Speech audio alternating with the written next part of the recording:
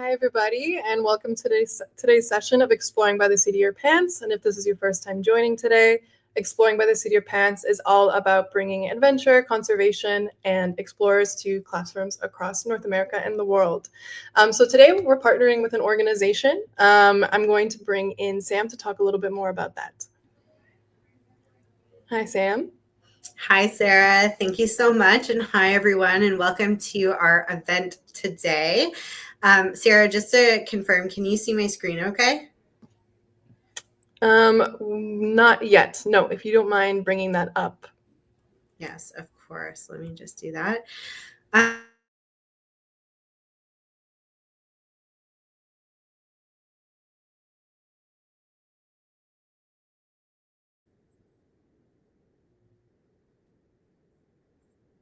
Success team. So here at Nelson and Edwin, some of you may be joining from our side, some of you might be joining from Exploring by the Seat of Your Pants side. So I just wanted to give a brief introduction on who we are for those of you who maybe don't know. So over a century, Nelson has been proud to be Canada's leading education content provider, empowering K-12 educators and students. And so we have a commitment to meeting the unique needs of students and teachers, which led to the development of Edwin, which is our digital learning platform that makes learning more engaging, inclusive, and accessible. And we're really excited to partner with Exploring by the Seat of Your Pants today to bring in some guest speakers to sort of complement some of those resources in Edwin that you may be familiar with. I did also want to begin today's live session by acknowledging that I am situated upon the traditional territories and ancestral lands of the Mississaugas of the Anishinaabe, the Haudenosaunee Confederacy, and the Wendat. I and the rest of the Nelson team are grateful for the opportunity to meet here and deeply appreciate the significant contributions of First Nation, Métis, and Inuit peoples to this territory and to our country as a whole. And recognition of these contributions and the historic importance of Indigenous peoples are the first steps in our commitment to make the promise and challenge of reconciliation real. So a couple of fun things that we're going to do today. Today we're going to learn a little bit about some very interesting individuals and their career paths and how things like old oil rigs can become home for fish and other sea life. We're going to learn a little bit more about how scientists can help protect the ocean in creative ways and understand why it's important for people like you and I, companies and communities to all work together to care for the ocean. So with that, I'm going to pass it back over to you, Sarah, and welcome Amber and Emily. Thanks, Sam. Wow, you did a great job explaining all of those learning goals. So I'm going to go ahead and give a little bit more background over our speakers. Thanks, Sam. I'm just going to pop you off the screen.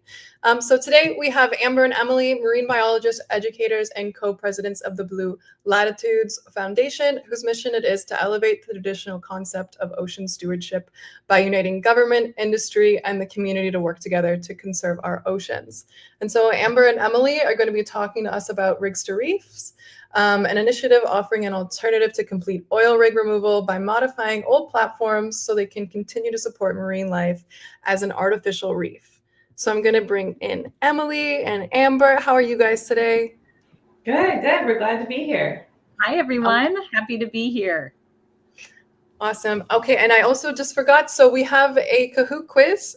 So for the classrooms that are joining, if you want to put in the pin here, I can kind of get that started and you can slowly join in before Emily and Amber give their presentation. All right, I'll leave it over to you, Amber and Emily. Take it away. Wonderful. Well, thank you all so much for joining us here today. Can you see my slides? I am going to be, Emily and I are going to be presenting today about how we can preserve and protect our oceans, different way that we're studying them, and this concept of rigs as reefs. Before we jump into all of that, we'll give a little bit of background about ourselves. Hi, everyone. I'm Emily. I graduated from Connecticut College with my degree in environmental studies.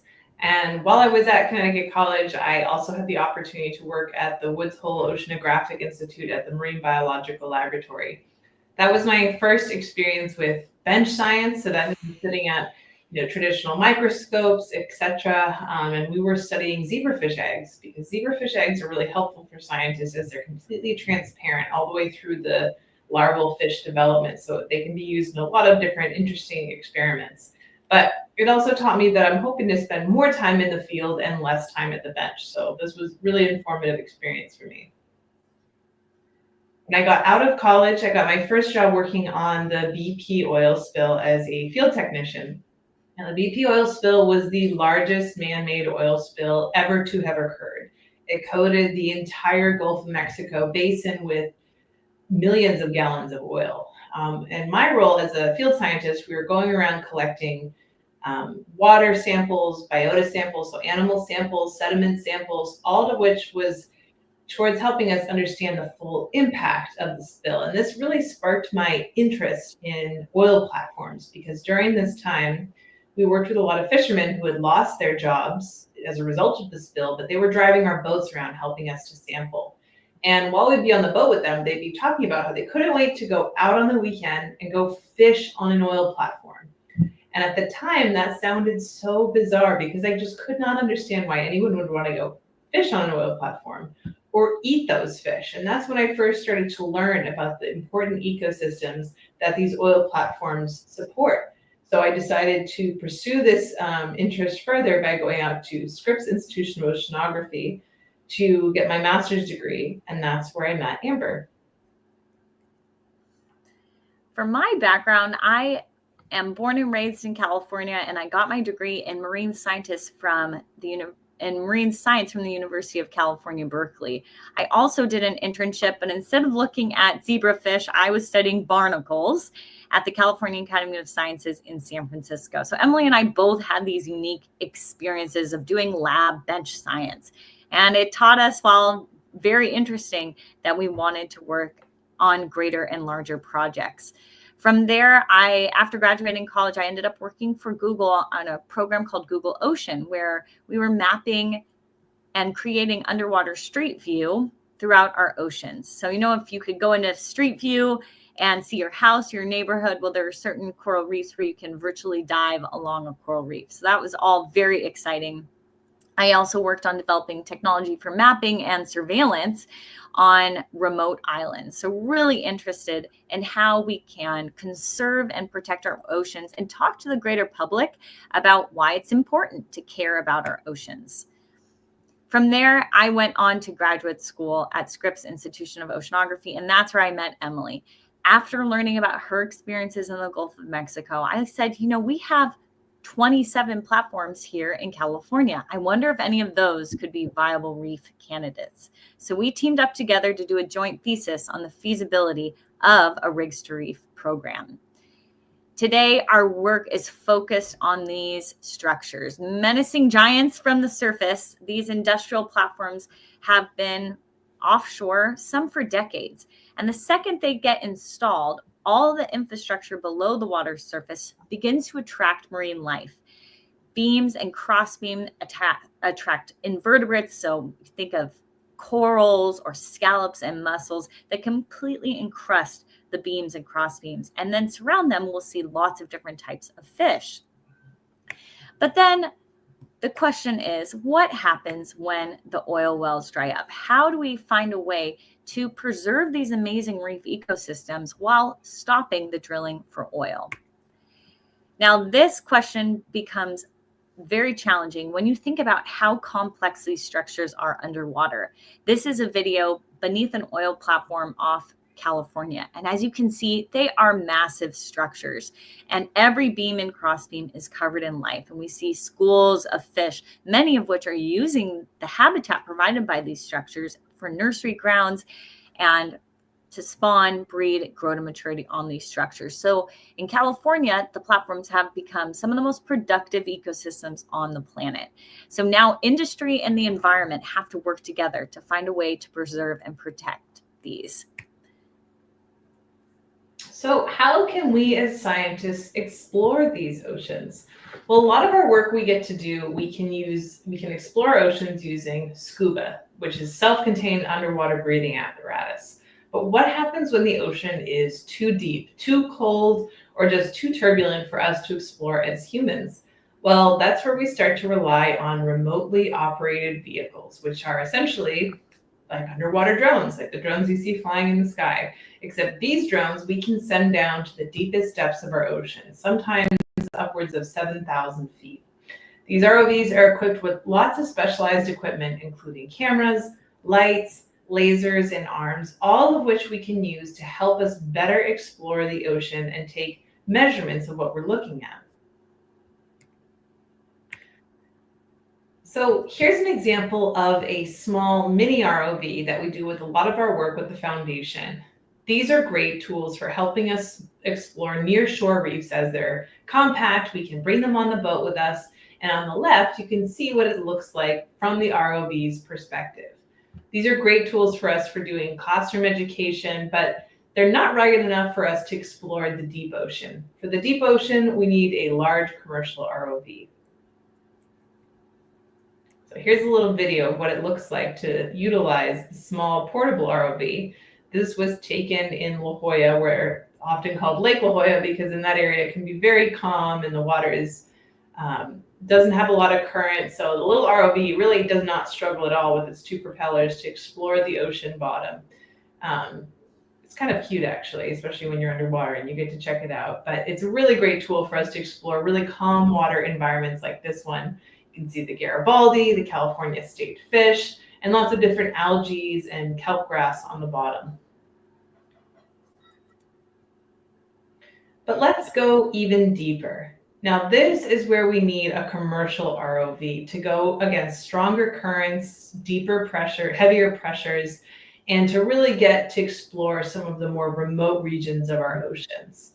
So in this video, you can see those green laser stripes. Those stripes are what we utilize to help us measure fish, because underwater, what you're seeing, your vision is actually distorted. So you can't really just measure something with your eyes. You actually need stripes to help us make those accurate measurements. As we go deeper down an oil platform, that's where we start to see larger fish species like tuna and grouper. It's where we're also going to start to see more of our predator species like sharks.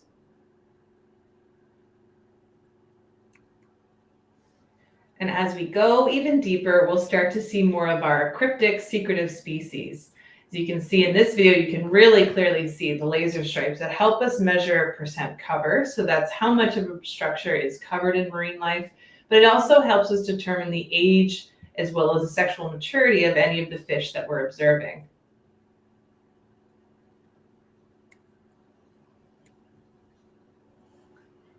When we are looking and using ROVs, we don't just look at fish or invertebrates. We're also going to be looking at corals.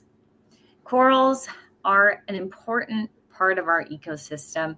They not only can store carbon, but they act as a home for many small fish species. Corals, however, are in danger of coral bleaching, which can come from warming waters or even from ocean acidification, things like that. And when a coral bleaches, the zooxanthellae, which is a symbiotic algae living inside of the coral, leaves. It can no longer survive in extreme environment. And as a result, the coral will turn this bone white color. So we can take samples of corals using an ROV to get an idea of the health of the coral and find ways to better understand and protect it.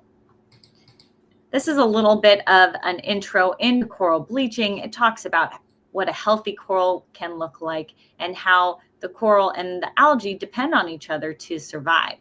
But if the algae becomes stressed out because of warming waters or other impacts in the environment, the algae leaves the coral, resulting in that bleaching white coral. So now that we've spent some time gathering data about different fish, invertebrates, species in our oceans, what do we do with all of this information that we collected? Well, one of the things we can do is we can use it to study invasive species. Invasive species are non-native species that can outcompete natural species because they do not have any local predators. to keep their population size in check. Here is an example of orange cup coral and lionfish, which are invasive species in the Gulf of Mexico. Orange cup coral is native to the Indo-Pacific region, and you may also see the lionfish there. But when they come to the Gulf, they don't have any natural predators, and therefore they become a problem.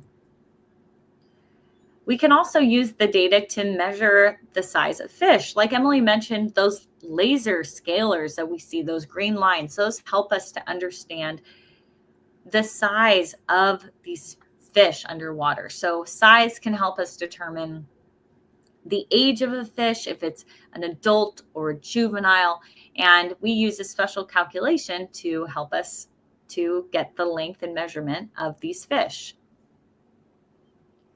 We can also use the data we collect to study depth zones. So at the surface, you have more light, often warmer water, less pressure. So you're going to see different species than you will on the seafloor. And it's important to study the different depth zones. And with an ROV, it's easy to do that because you can go way down to the bottom of the ocean. The bottom of the ocean is my favorite part of the ocean. That's where we see the wildest types of marine life. Here down at 7,000 feet, we can see a Dumbo octopus. A Dumbo octopus is the deepest dwelling octopus in the world. And it's so named because what looks like those two little ears up by its eye spots, those aren't actually ears, they're part of its tentacles, but it's helping it hover just above the ocean floor. Now, marine life is always attracted to different types of hard structures. So that could include rocks, or it could include oil and gas equipment like we see here. In this video, we see a whiplash squid, and it's used its really long tentacles to grab a hold of that cusk eel. And luckily for the cusk eel in this video, he's going to get lucky and be able to wriggle away. But what we see with marine life down at these depths is they have extreme adaptations to help them deal with these extreme environments. So when you get down to the deep, dark ocean, that's when you're going to encounter frigid temperatures, crushing pressure, and absolutely no light. So how does marine life adapt to live within this environment? Well, this musk octopus is going to give us a really great example of one of her adaptations. Now, what you'll see in this video is she looks like she's walking along the seafloor out for a stroll. Now, her eyes are really just eye spots. She really can't see anything out of there. So how is she going to hunt for her food?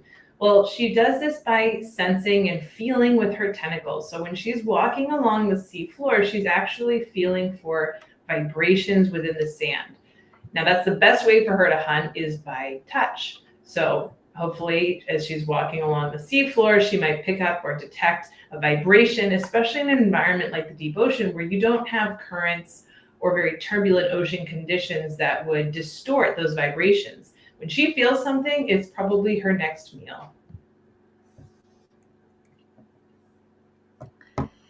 A day in the life of a marine scientist can look very different one from the next. We can be teaching, talking to groups like you all here today. We can be in the field scuba diving or collecting, doing research, or we might be back in the office looking and analyzing our research and doing report writing. So there are many different skills needed to be a marine scientist, and it means that you're never really bored because there's all these different ways that you can engage in different interesting things to do. If you are interested in becoming a marine scientist, we want to encourage you to do well in school. Get involved with research, internships, and volunteer opportunities. This is a great way to learn about what you like and what you don't like so that you can tailor your further education or perhaps even a career in the sciences. It also helps to find professionals in your field and reach out to them. You are always welcome to reach out to Emily and I. We'd love to talk to you, and I know that other professionals would love to hear from you and learn about your interests and help to encourage and support your career. We also encourage you to get scuba certified. Once you turn 12 years old, you can get certified to dive under the ocean as well. And what a great way to study and be in the ocean than to actually be under the water with the fish that you're studying. Lastly, share your love for for the sciences and our ocean. As you talk with friends and family about why you care, you can spread your interests and get people behind you to support you in the marine sciences. And now we'll open it up for any questions. Amazing. What a fantastic presentation. Like with the videos and everything kind of overlaid with it all, it just was such a great way to get a good understanding of what you're actually seeing on these levels of the ocean floor. So thank you so much for sharing a bit of your work and a bit of what you're seeing on a daily basis. I'm sure there's so many questions, but we're just going to jump over to Kahoot really quickly, just to kind of confirm some of the concepts that we were talking about today. So there's quite a few people that have joined already for the Kahoot. So just like as a quick reminder, this is how you can join, jump in through the pin, and we can get started there. I'll give it people just one more second to kind of, people are still kind of trailing in here. Awesome. So let's go ahead and get started.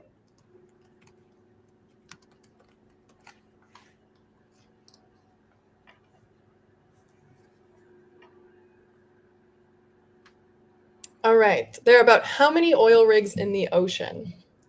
1,000, 5,000, 1,200, 20,000. So you have a few seconds to get your answers in. I see a bunch of the answers kind of coming in through here. Got a good amount of classrooms participating. We got over 100 in already. Okay, 12,000. So everybody who's gotten that right, we're going to move on to the next round. Bass bison's in the lead. True or false, each rig can provide up to 6 acres of habitat. You got a 50-50 chance here, folks, for getting the answer right.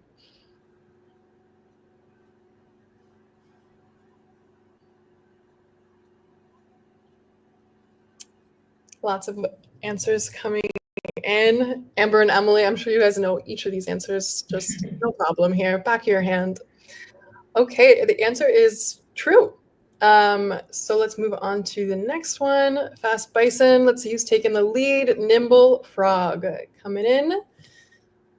3 out of 4. Which way are reefs not created? Toppling the rig, removing the top part of the rig, crushing the rig, or towing the rig to a new area.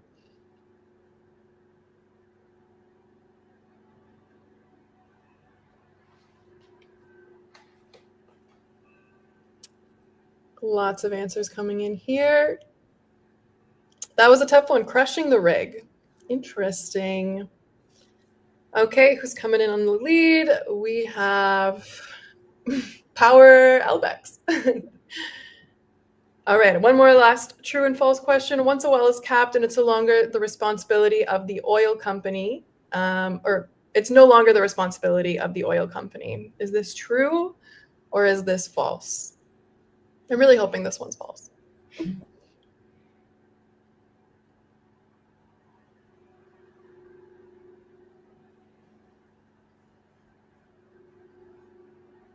Amazing. All right, as it should be. Justice needs to be served.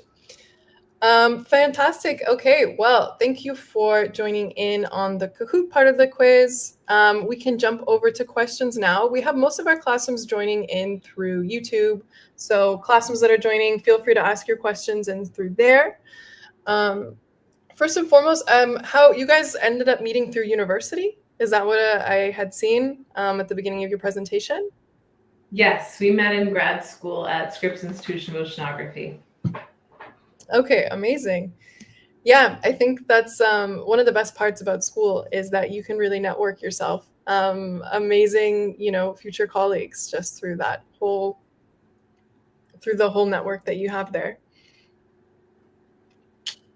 We have one question coming in. What's the craziest thing you've seen on the ocean floor on your explorations? Craziest thing we've seen on the ocean floor is probably the whiplash squid. I've never seen anything like that before. But the craziest thing we've seen in the ocean is probably the giant mola mola or giant ocean sunfish. It looks basically like a gigantic dinner plate, and I mean gigantic, up to 7 feet across, with 2 eyes and a fin coming out of the top of its body and the bottom of its body. All it eats is jellyfish.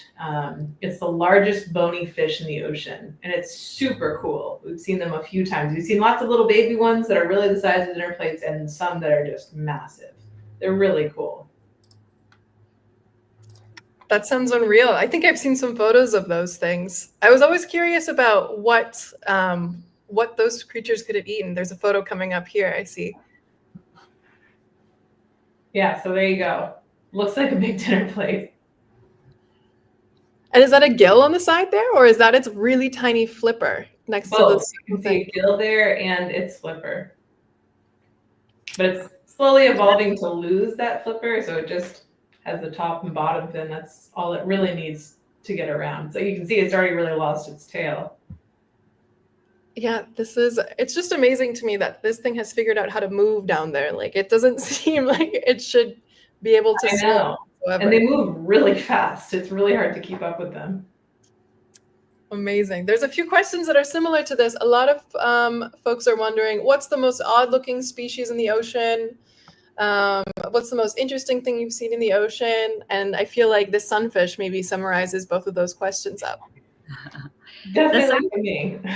Yeah, the sunfish definitely does. I will say that we've seen some really cool interactions with mother and calf whale. So these are humpback whales in the Kingdom of Tonga, which is near Fiji, very far away. And this calf is just a couple of days old, coming up to get a little breath of air, because unlike the mother that can hold its breath for a long time, the calf needs to come up and get some air. But the calves here were so playful, and you could actually get in the water with them.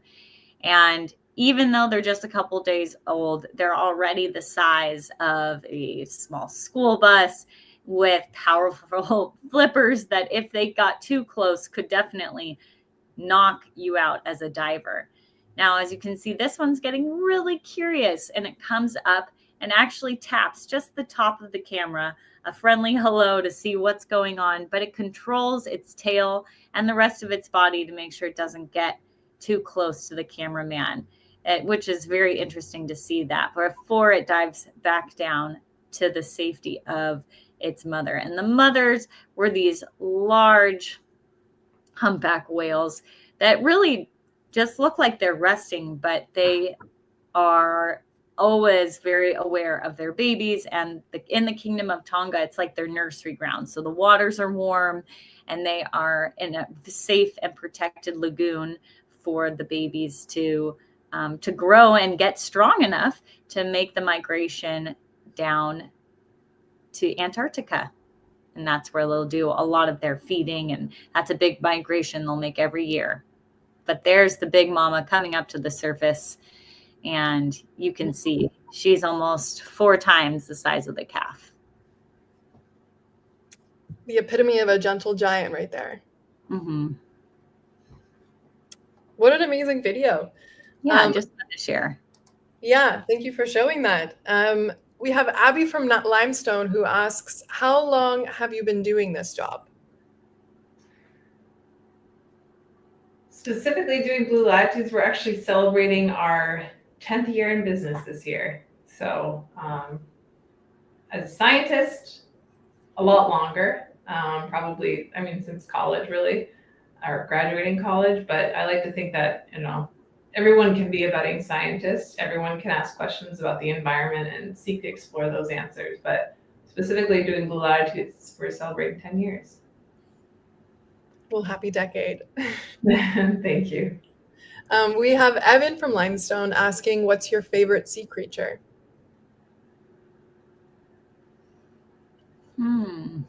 Tough one, no?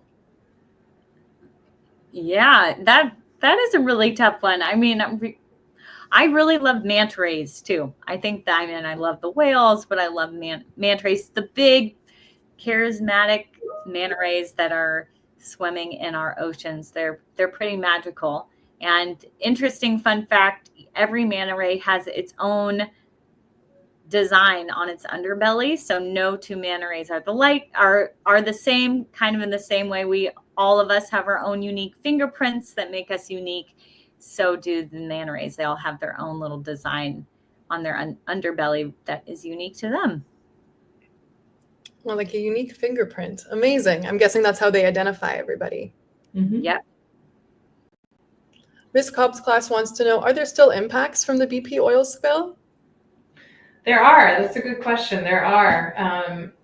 When the BP oil spill occurred, they used a type of dispersant called Corexit. Dispersant was the thought being that it would bind the oil together and make it easier to clean up. But really what happened is it collected all the oil, it bound together, but then it sunk to the sea floor, kind of like a gigantic bathtub ring. Like you take a bath, a lot of bubbles, and then you drain it, and then there's that ring around the bathtub. That's really what happened in the Gulf of Mexico basin. It sank to the bottom. And then, of course, there's marine life at the bottom of the ocean that's eating things in the sediment and consuming that oil, and it's slowly working its way up the food chain. So we're still only really learning what those impacts from the spill are going to be. It's been 15 years, but we're still seeing those impacts come to light.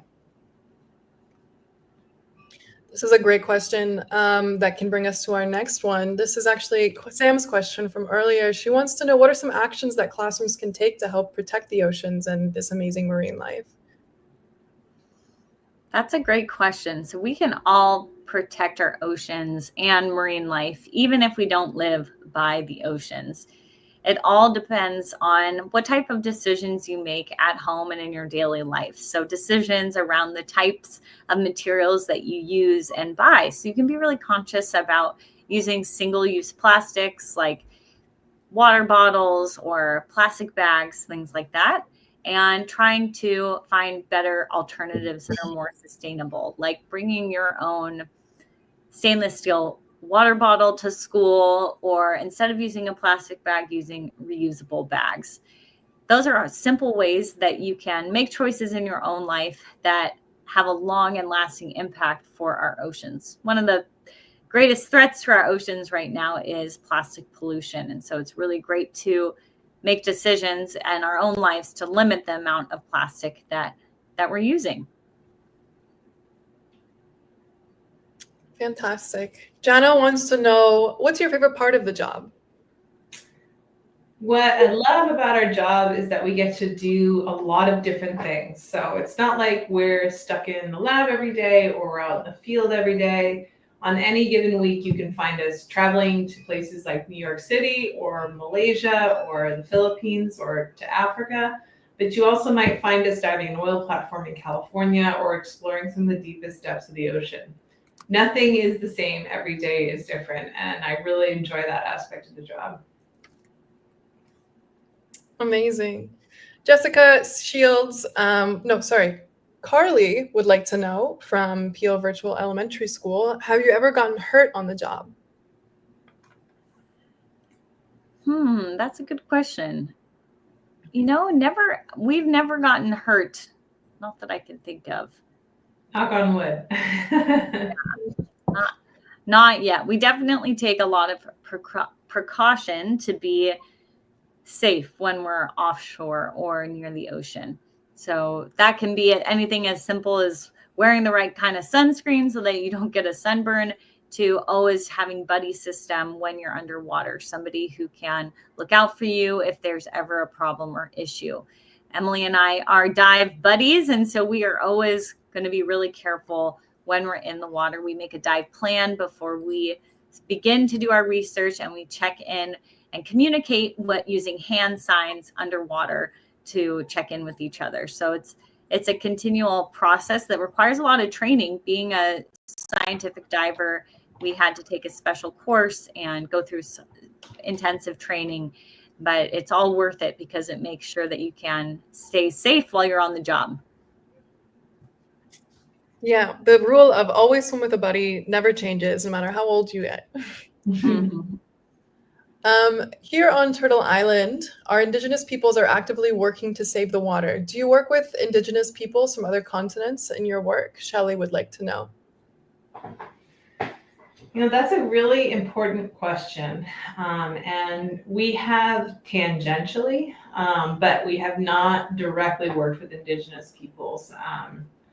And I say that it's really important, especially because, especially in a lot of locations in California, the oil platforms were constructed on Indigenous lands, and they should have a lot of say about how they're decommissioned, how they're constructed, what the future of those offshore resources might look like. So we've not had an opportunity to work with any Indigenous groups, but we are hoping that in the future that will change. Dylan would like to know, they're coming from a grade 6 class from Windsor, Ontario. How often do oil rigs get damaged? Oil rigs can be damaged by hurricanes. That is one of the most commonly occurring damage. So extreme weather and extreme storms can threaten the structural integrity of the platforms. But many of these, all of these platforms have been designed to stand and withstand those sort of hurricane environments. The structural steel that makes up these platform jackets, all the different beams and cross beams, is created with kind of in the same, you see the scaffolding of a building. So it has lots of complexity and structure to ensure that it is structurally sound and isn't going to fall or break down. In the case of the BP oil spill, that was an issue with the well. So the well is in the ground, and the oil platform is the jacket that's supporting all of the drilling infrastructure. So on the top side, which is what you see from your beach chair, the part that's above the water surface, that's where you have people who are working on the platform. And then there is a drilling mechanism that goes all the way down to the seafloor and into the well. And the well is where you might have a leak or a spill. When it comes to reefing a platform, those wells are always sealed and capped, and the oil companies retain liability for those wells in perpetuity. So kind of like one of the questions we had on the Kahoot was, are the oil companies responsible? Yes, they are. So they're always responsible for those wells should there ever be a leak or a spill. And then what gets repurposed or reused is really the infrastructure that had been supporting all of the drilling mechanisms, and that gets repurposed as a permanent artificial reef. We have a question coming in from a grade 6 French immersion class. They want to know what inspired you to work in this profession. Well, for me specifically, I've always had a passion for the ocean. I had the opportunity to start scuba diving when I was really young, 12 years old. So I've been diving now for, 25 years, and that's blowing my mind even saying that out loud. I've gotten to dive all over the world, and it really made me fall in love with the ocean. But what really made me fall in love with the ocean was that experience of, I can so vividly remember dipping my mask under the water, and the whole world expanded. From the surface, the ocean just looks blue and turbulent, or waves, or just flat. You don't see what's underneath. You don't see the metropolises of fish and rays and whales and corals, and it expands your world in such a unique way. And I'd say that really sparked my passion for the ocean. What sparked my interest in oil platforms was working on a BP oil spill. When you see an oil platform, these can be the size of the Empire State Building. They're massive. I had no concept of how big these things were. And then when you go below the surface, just like my first experience diving, and you look at them underwater, they're covered in marine life. You would never know it's an oil platform because you don't see any of the metal structure itself. All you see is it's covered in corals and invertebrates and swarming with fish. It's such a unique experience, and it made me really passionate about trying to understand why these ecosystems form and how we can preserve them. What a beautiful experience. I had the same thought when I started scuba diving. You look underneath with your goggles, and there's a whole world underneath that you just didn't even realize existed. It's a whole life. It's a life that moves like so much slower in a way as well.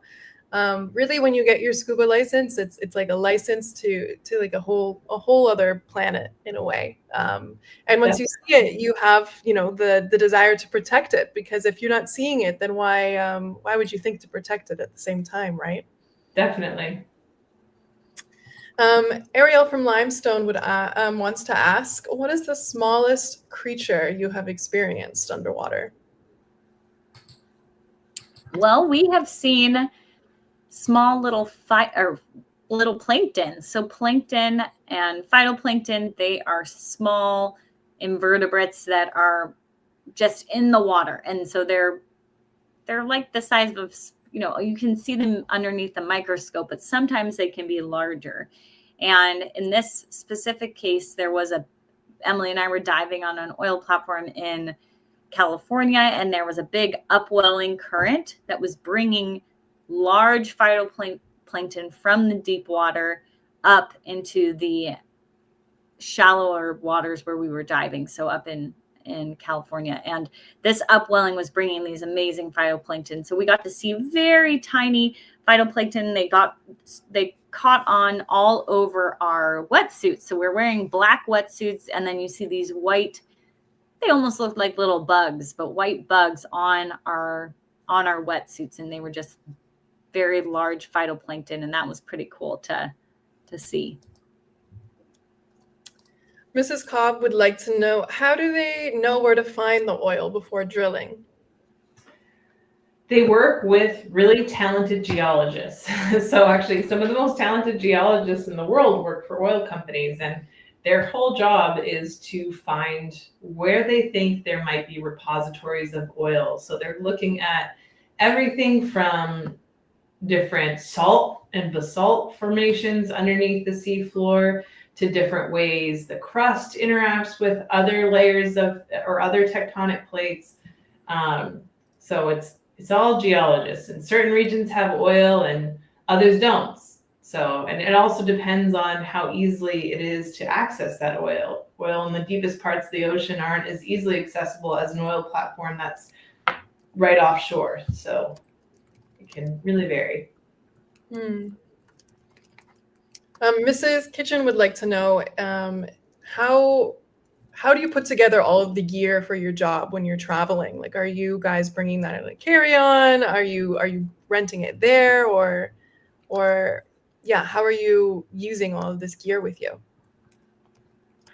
Well, it depends on the trip. So some jobs we take all of our scuba equipment, and then you're just going to have a whole dedicated massive suitcase of scuba equipment. Others, we have a job off the coast of Africa now. We had to ship a lot of the equipment over there. And, you know, fish tags, things like that, ROVs.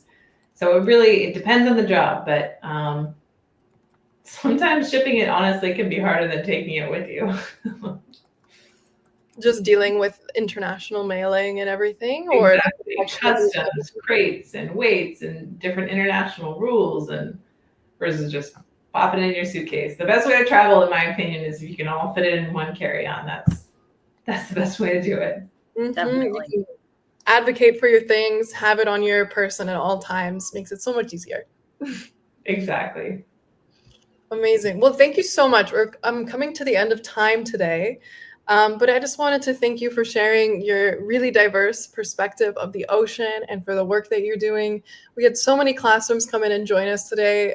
You could see all of the participants participating in the Kahoot. So I know that there's definitely somebody who's learned something new and, you know, can hopefully be inspired to make a difference in their own life. If folks want to learn a little bit more about your organization, they can find you at bluelatitudesfoundation.org to learn a little bit more. And I don't know if there's anywhere else that you'd like to promote, so for people to check out if they're interested in your work, Emily or Amber. You can also check out so we have a nonprofit and a for-profit. So our nonprofit, we do a lot of research, education, outreach, like we're doing today. And that's the foundation's website that would just flash up on the screen. If you want to check out some of the projects that we're doing around the world working for different oil companies, you can check out our for-profits website, bluelatitudesllc.com. Okay, amazing. And thank you, Sam, for joining us. Thank you to Nelson for bringing a lot of these classrooms together as well. We have some thank you coming in from the YouTube chat. They all said it's very cool to learn all about what you do, and thank you for a great session. So thank you for all the classrooms who joined us. You can find more of these events on our website as well, so feel free to check those out, and maybe we'll see you at one of those. Thank Thanks, you. everyone. Bye.